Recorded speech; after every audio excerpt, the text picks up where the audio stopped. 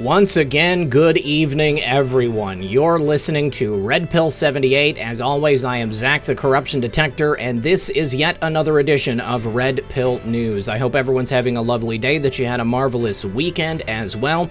Make sure you check out the shows we did over the weekend. Excellent content. First of all, we're going to be talking about censorship of conservative voices. My friend on Twitter, Anon, has now had his album deleted twice, count it twice, from Bandcamp without any notification or rationale.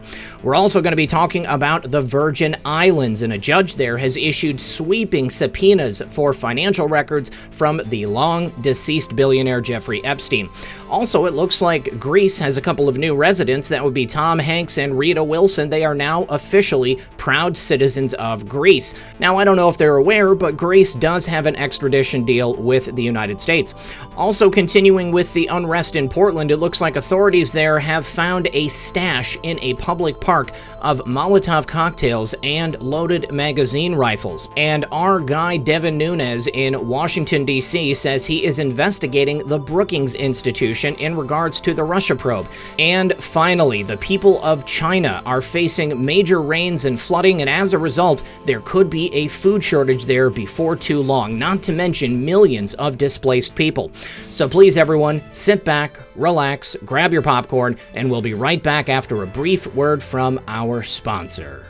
This right now is usually the time of year we see campers out in full force. Nearly all travel plans had to be canceled. The good news is, though, that lockdowns are starting to lift. People are restarting their camping and travel plans, and if you intend on going outdoors this summer, I want to tell you about a device you're not going to regret having on you. A revolutionary device for campers called the solar water heater. The solar water heater is a portable tube that looks like a normal water bottle, and no electricity required because the solar panels on the side of the water heater ensure that all you need is sunlight to stay charged. As an added bonus, exclusive for my listeners, they are giving away the next 100 solar water heaters for 15% off.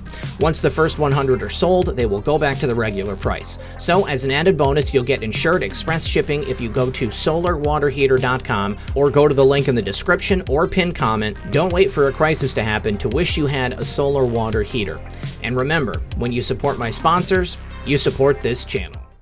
Alright guys, thanks for sticking around. First of all, today I want to tell everyone about my friend Severe. If you've been watching the show for very long, you undoubtedly know who he is. He's also a fixture on many other shows, including my friend Thomas at True Reporting, my friend Mike at Space Shot 76, and many others. Now, Bandcamp just last week deleted his album. We all know that Severe is a supporter of the president. We all know where his politics lie, and apparently at Bandcamp, we do not have the ability to have dissenting opinions from the left. This is the second time that Severe has attempted to upload his album only to have it deleted. Apparently, this time the link was only live for about 5 minutes, or at least a very short period of time. It's the second time they have tried to silence Severe, and now he is threatening legal action.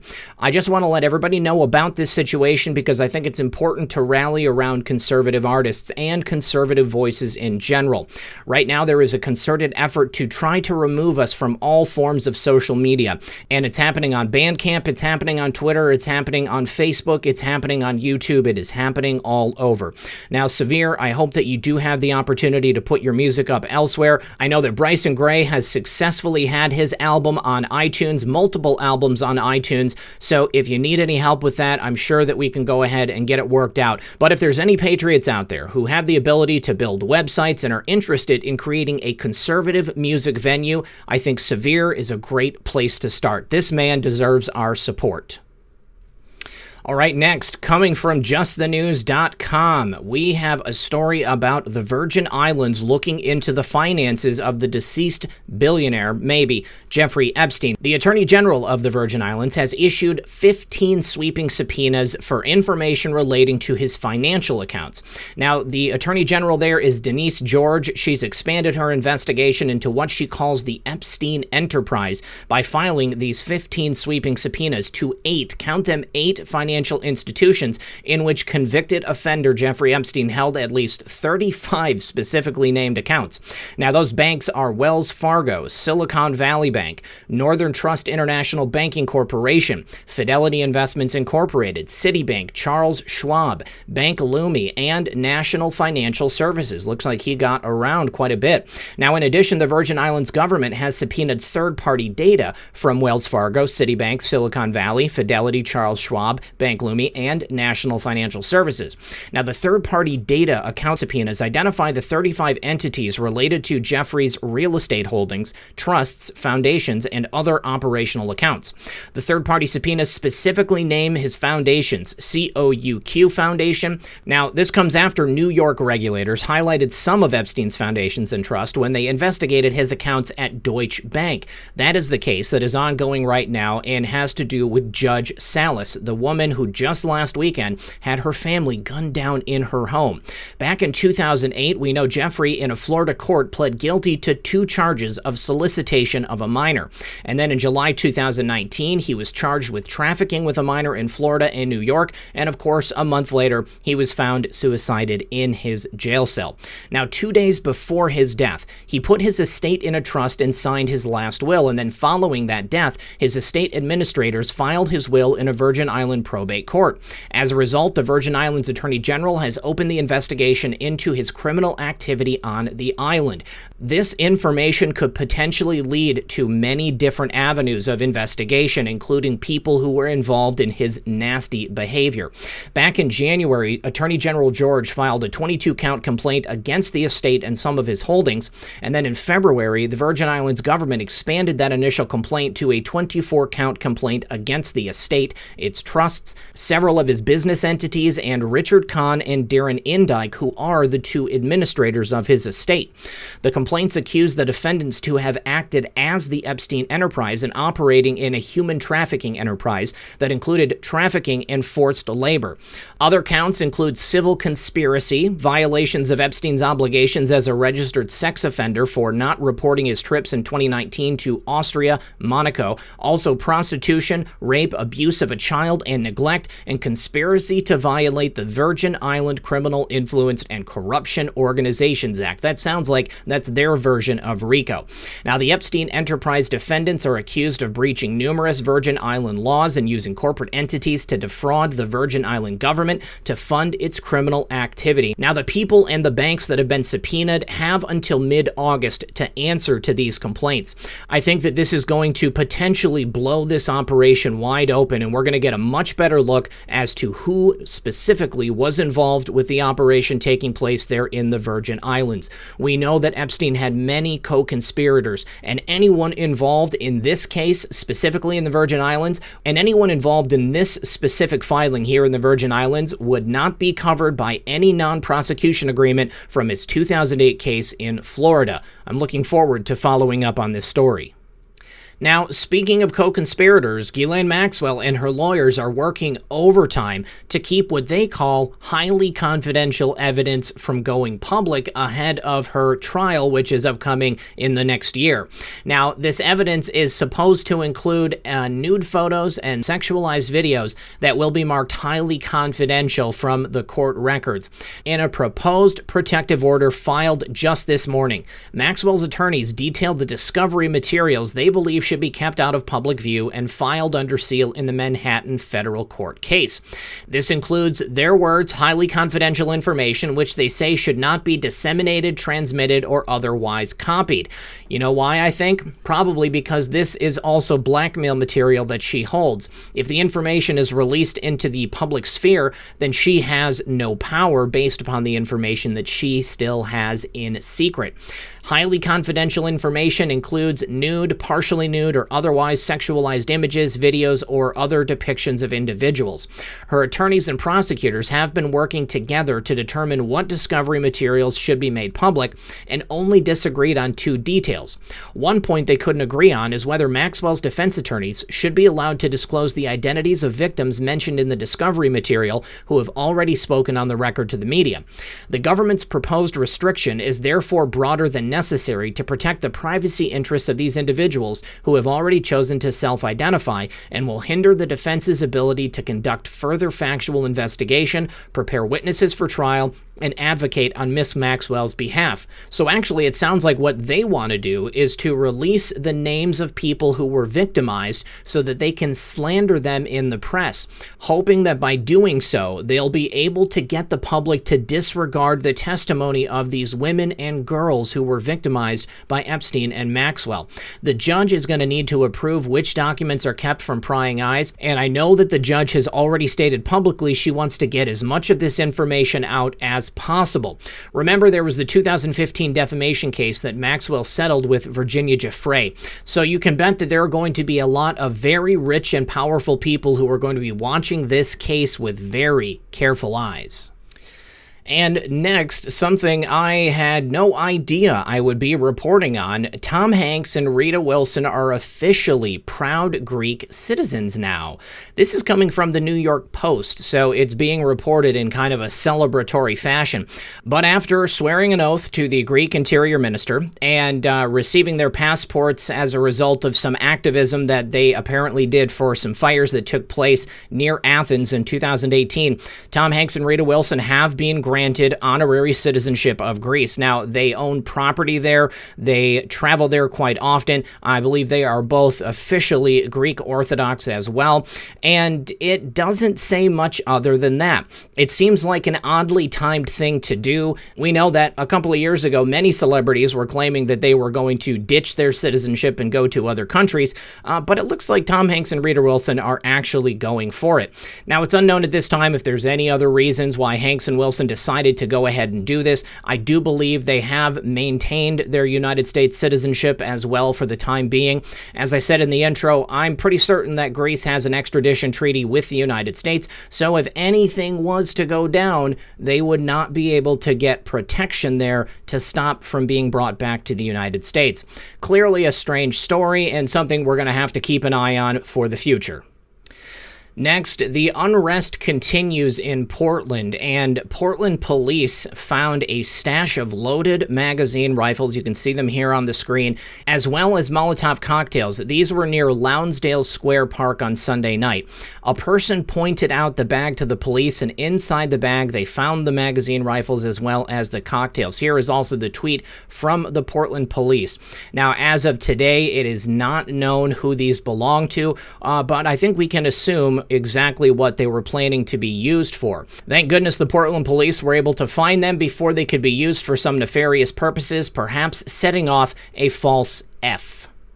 Also in Portland over the weekend, a Seattle area engineer for the owners of this platform. His name is Zachary Ames Trudeau. He was arrested in Portland during the riot this weekend.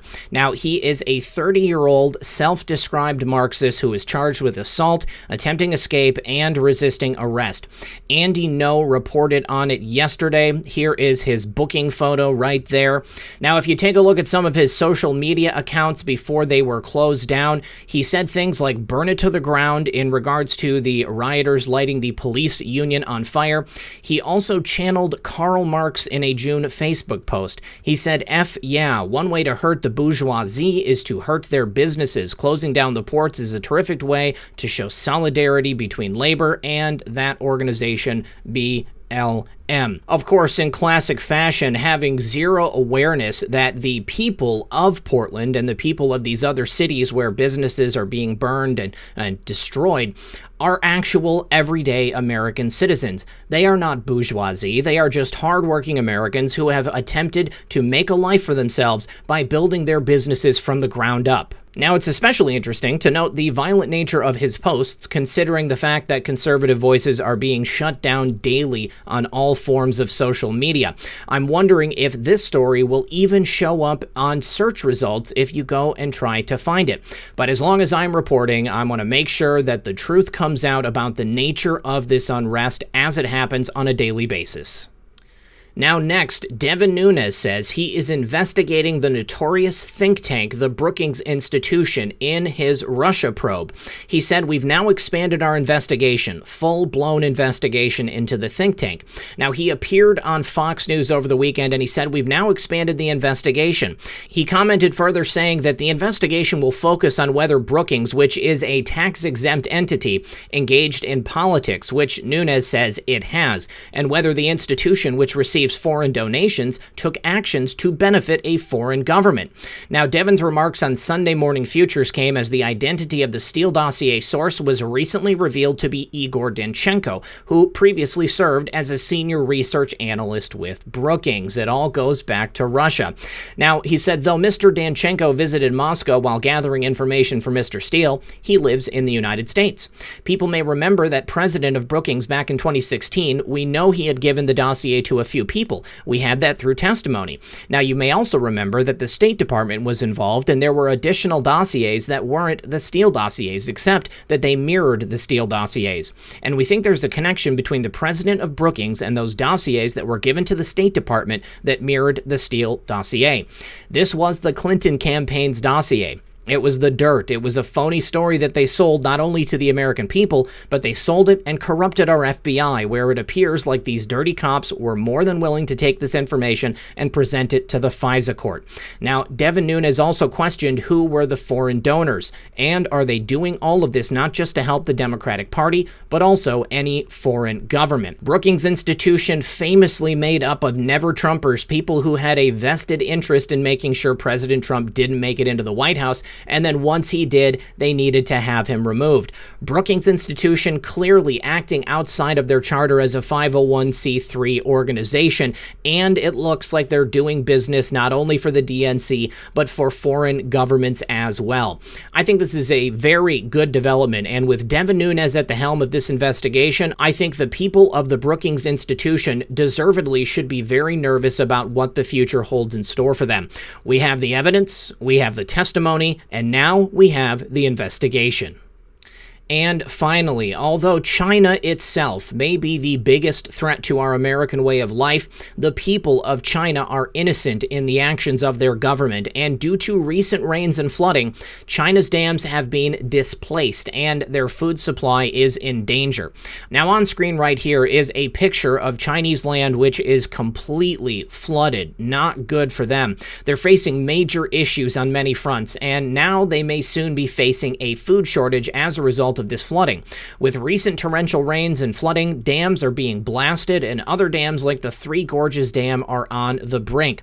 I saw some footage over the weekend, and there is major cavitation taking place on that dam. If that blows, millions of people are going to be underwater. Now, the Beijing government is facing a crisis on many fronts. Not only are they the source of the CV-19, but their efforts to expand influence in the South China Sea are now outraging their neighbors. We have the United States squaring off with them there. Also, you have an alliance that's been forged between the USA, India, Japan, and Australia. And domestically, the CCP has tried to emulate the bad guys from World War II by herding Uyghur prisoners onto trains, putting them into camps where they're forced into labor. Don't forget about the Falun Gong and the forced organ harvesting taking place there. All of this is now coming out at the same time, and the world is getting a really good view of what the Chinese CCP is like as a totalitarian regime. The list of offenses by the CCP is so long that it would take up an entire video in and of itself. Now, if this isn't enough, torrential monsoon rains have caused severe flooding in central and southern China, and so far the cost to the Chinese government has been around 2 to 3 billion US dollars, with perhaps 500,000 people already displaced. China is no stranger to flooding. Now, the worst was back in 1998. That caused $48 billion worth of damage, and it was the worst in recorded history, except perhaps with Noah's Ark. Now, even so, the floods are not over, and there may be worse to follow. It's been reported over the last month that the raging rains and floods in China and concerns with the massive Three Gorges Dam breaking and causing a world food shortage is a real possibility. And just last week, China finally admitted that the Three Gorges Dam has deformed slightly, but claims it happened over last last weekend, ignoring reports of this happening a long time ago. Remember, China is famous for lying in the face of overwhelming evidence. Beijing has now admitted, though, that the Three Gorges Dam and spanning the Yangtze River in Hubei province has deformed slightly. Here's my question. Now, the dam was a pet project of the late Premier Li Peng and a monumental pride of the nation when it blocked and diverted Asia's largest river in 1997. Now, the official story is that the deformation occurred last Saturday when the flood from western provinces, including Sichuan and Chongqing, along the upper reaches of the Yangtze River, peaked at a record-setting 61,000 cubic meters per second, according to China. China's Three Gorges Corporation is the state-owned enterprise that manages the dam and the power plant that sits underneath it, and they admitted that parts of the dam had deformed slightly, displacing some external structures, and seepage into the main outlet walls had also been reported throughout the 18 hours on Saturday and Sunday when water was discharged through its outlets. 2 weeks ago, American sources reported that the Three Gorges dam break would put 400 million people at risk, and the problem is that China once claimed the dam could withstand a 10,000-year flood, and then a 1,000-year flood, and now only a 100-year flood. Then in 2018, it was reported online that pictures showed that the Three Gorges Dam had actually moved. China has already blasted one dam and opened up floodgates in other dams to reduce the pressure and flooding in the country. Here we have some video footage of the flooding. Let's go ahead and take a look. All right, and clearly here we can see there is a lot of land underwater. Despite the text on the screen, it's pretty obvious. All of this should be dry land. Now, previously, before the Three Gorges Dam was built, there was a natural watershed that could accommodate this type of flooding. But now, as a result of that dam being built and all of these people being put in this way, they are now squarely in the path of all of this oncoming water. I really feel for the people of China. This is not a good situation for them to be in. We already know about the humanitarian record of the Chinese government, and their response to disasters like this is probably not going to be any better. So I want to ask everybody here to please pray for the people of China. The people of China are not our enemies. The CCP, that is the target. Now, the thing that is really disturbing about this is that China is the world's largest food producer, but they can only use about 12% of their land for the cultivation of food. And despite that, China is a net food importer. So the floods are impacting the 12 Chinese lands where that food is actually produced. So it's going to put food production for not only China in jeopardy, but also for the rest of the world. And every day that the floods damage those lands, it reduces China's ability to use that land for agricultural purposes and production of food. And it's going to cause a major problem if it goes on for much longer. Unfortunately, it does not look to be letting up at any point in the future, and I think we're going to have a major humanitarian disaster on our hands very soon, if not already. All right, guys, that's all that I have for you today. I want to thank everyone for joining me. As always, this has been Red Pill 78. I am Zak the Corruption Detector, and this was another edition of Red Pill News. Good luck, everyone, and God bless. Hey guys, one more thing. I just want to thank everyone for watching today. If you have not subscribed yet, I urge you to please consider subscribing. There will be a couple of videos that pop up if you want to continue to watch. There's also some ways in the description of this video that you can follow me on other platforms. Please consider doing that as well. And if you want to support the program directly, there are means to do that below as well. Thank you all for your support over the last couple of years. Consider liking and sharing this video and help me get the real news to people who don't yet know they've been lied to.